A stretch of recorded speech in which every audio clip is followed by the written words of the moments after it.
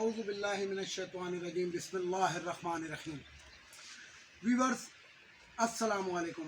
Viewers میں ہوں آپ کا میزبان سید احمد سمیع اور آپ دیکھ رہے ہیں سید احمد سمیع یوٹیوب چینل راولپنڈی اسلام آباد سے۔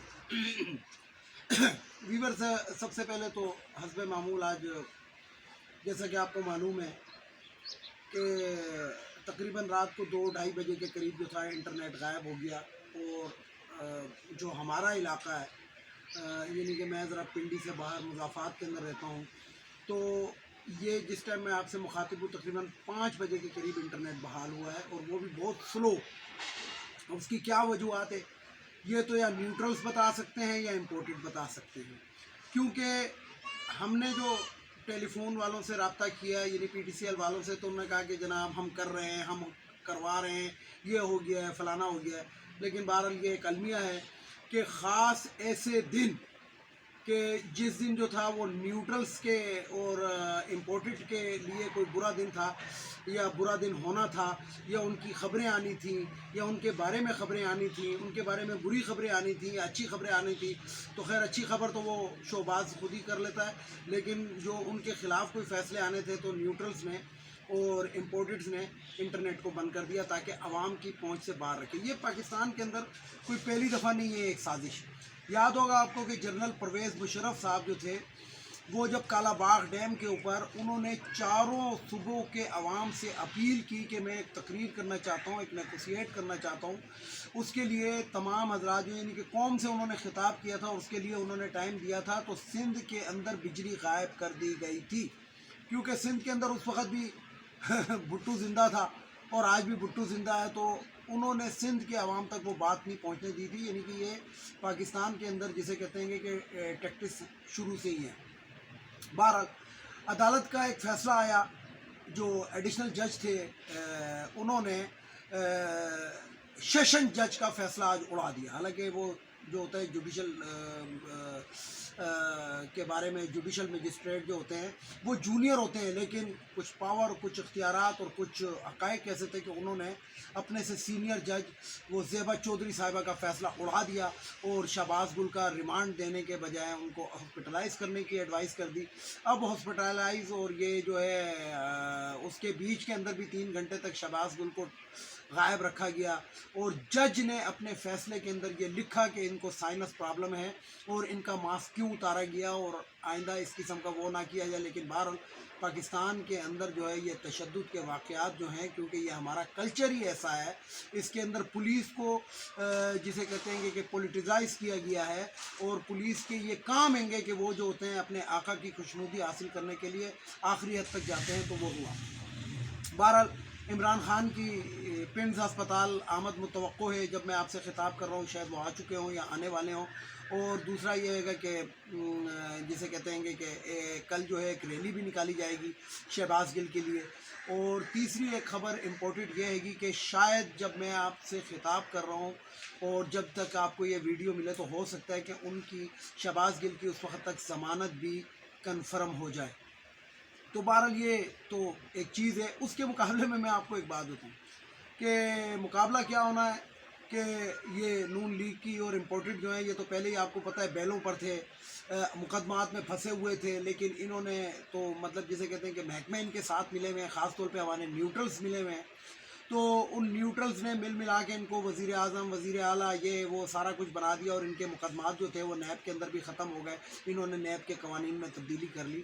لیکن کچھ ایسے کیسز ہیں کہ جن کی ایف آئی آریں ان کے اوپر درج تھیں، مثلا ماڈل ٹاؤن کا کیس تھا اور یہ 25 مئی کا کیس تھا، تو اس کے اوپر نون لیگ کے کچھ رہنما، اس میں عطا ٹرٹر اور یہ جو رانا مشہود اور یہ جو وزیر داخلہ جو ہے مچھوں والا، وہ غنڈہ جو ہے بیسیکلی قاتل جو ہے، اس کے بارے میں بھی ایف آئی آر تھی، تو اب ان کو گرفتار کرنے کا پنجاب پولیس نے فیصلہ کر لیا ہے اور عدالتوں سے ان کے وارنٹ گرفتاری بھی جاری کروا لیے ہیں، اور عطا ٹرٹر کو کوشش کی جائے گی کہ کوشش کیا مطلب کہ اسلام آباد میں بھی اگر وہ ہوا تو اس کو گرفتار کرنے کے لیے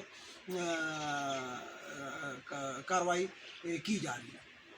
اب میں آپ کو یہاں پہ ایک بات بتاؤں کہ عمران خان کو میں یہ آن دا ریکارڈ بات کر رہا ہوں اور انڈر دا ٹیبل یہ باتیں گھوم رہی ہیں، شاید 3 تاریخ تک عمران خان کو نااہل قرار دے دے چیف الیکشن کمشنر۔ میں چیف الیکشن کمشنر کی بات کر رہا ہوں، چیف الیکشن کمیشن کی بات نہیں کر رہا ہوں. تو چیف الیکشن کمشنر جو ہے وہ بغض عمران کے اندر اتنا آگے جا چکا ہے کہ اس کو اپنے عہدے کا تو خیر لحاظ ہے ہی نہیں، کیونکہ پیسے لے کے اور رشوتیں لے کے اور پتہ نہیں کس طریقے سے یہ یہاں تک پہنچے ہوئے ہیں. تو 3 تاریخ تک، یعنی کہ اگلے مہینے کی 3 تاریخ تک شیخ عمران خان کو نااہل قرار دے دی ہے. لیکن یہ معاملہ اتنا آسان نہیں ہوگا. ایک تو عوام جو ہیں وہ اس کا رسپونڈ کریں گی، لیکن پھر یہ کیس جو ہوتا ہے یہ سپریم کورٹ کے اندر چلا جاتا ہے، اور سپریم کورٹ ہی ایک ایسا ادارہ ہے جو کسی کو اہل یا نااہل کر سکتا ہے. یہ نہیں کر سکتے، کیونکہ سپریم کورٹ اپنی ججمنٹ میں، ہائی کورٹ اپنی ججمنٹ میں، اسلام آباد ہائی کورٹ اپنی ججمنٹ میں پہلے ہی کہہ چکی ہے کہ یہ ان کے کومنٹس ہیں، الیکشن کمیشن کے کومنٹس ہیں، یہ کوئی فیصلہ نہیں ہے یہ جو انہوں نے ممنوعہ فنڈنگ کے بارے میں دیا.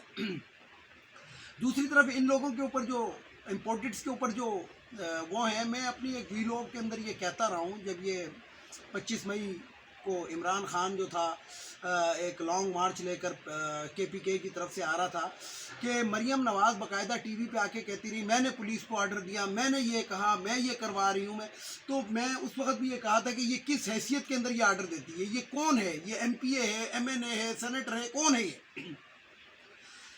بہرحال میں آپ کو ایک بات بتاؤں کہ یہ پورا کا پورا خاندان اپنے آپ کو بادشاہت سمجھتا ہے. یہ پاکستان کے اوپر بادشاہت قائم کرنا چاہتے ہیں، اور بادشاہت پاکستان کے عوام کو اپنا غلام بنانا چاہتے ہیں.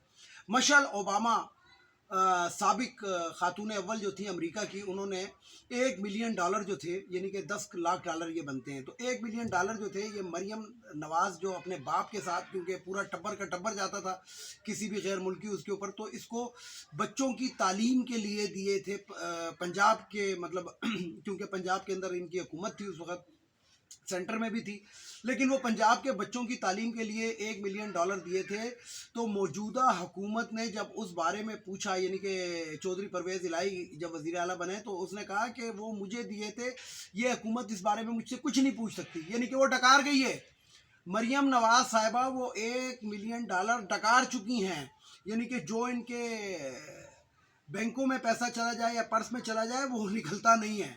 تو بات یہ ہے کہ عمران خان نہ کہتے ہوئے بھی بہت کچھ کہہ جاتے ہیں، لیکن سمجھداروں کو سمجھنا چاہیے. وہ یہ کہتے ہیں کہ جناب حکومت میری تھی، لیکن سب کچھ یہ لوگ کرتے تھے. کون کرتے تھے؟ نیوٹرلز کرتے تھے. اچھا، میں یہاں پہ ان تمام باتوں کو ختم کر کے صرف ایک بات کرتا ہوں. ہمیں اپنی فوج سے بہت پیار ہے، لیکن کسی فرد واحد سے نہیں ہے، اور خاص طور پہ اس شخص سے تو بالکل ہی نہیں ہے جو ملک اور قوم کا دشمن ہو. اعلیٰ عہدے پر بیٹھ کے بھی ملک اور قوم کا دشمن ہو تو وہ دشمن ہے گا اور غدار ہے گا، اور جسے کہتے ہیں کہ بغیرتی کی اعلیٰ اس کے اوپر فائز ہے گا. تو میں جنرل باجوہ صاحب سے یہ کہنا چاہتا ہوں، میں باقاعدہ نام لے رہا ہوں، اور میرا بھی تعلق ایکس سروس مین ہوں میں بھی.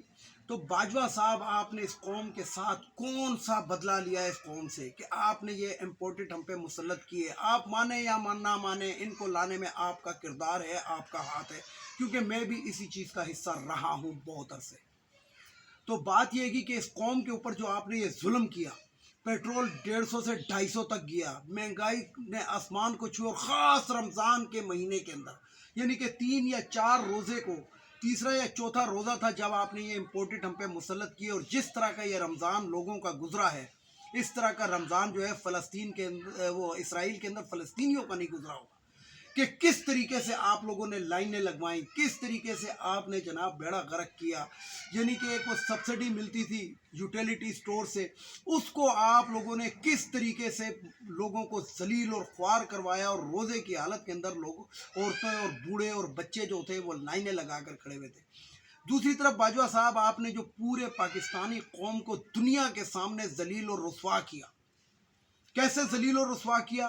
کہ آپ نے خود آپ کہتے رہے، خود آپ کے DG ISPR کہتے رہے کہ یہ لوگ چور ہیں. آصف غفور کی میں بات کر رہا ہوں، آصف غفور کی ویڈیوز موجود ہیں کہ آصف غفور ٹی وی کے اوپر آ کے ان لوگوں کے بارے میں یہ کہتا رہا، خاص طور کے اوپر پشتون وہ جو ہے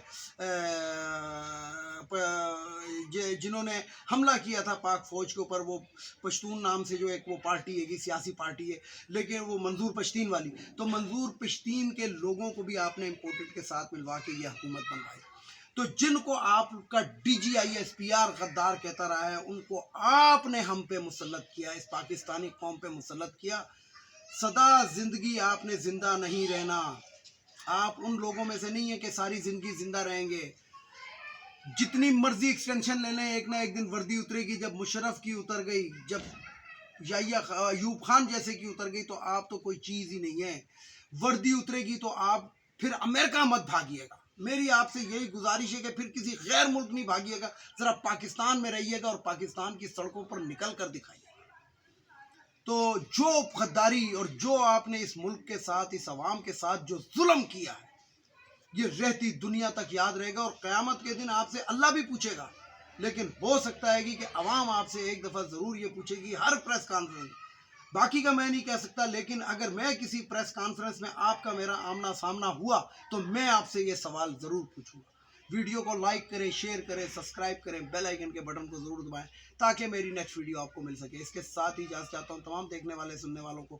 اللہ حافظ. اور آخر میں وہی نعرہ، پاکستان زندہ باد.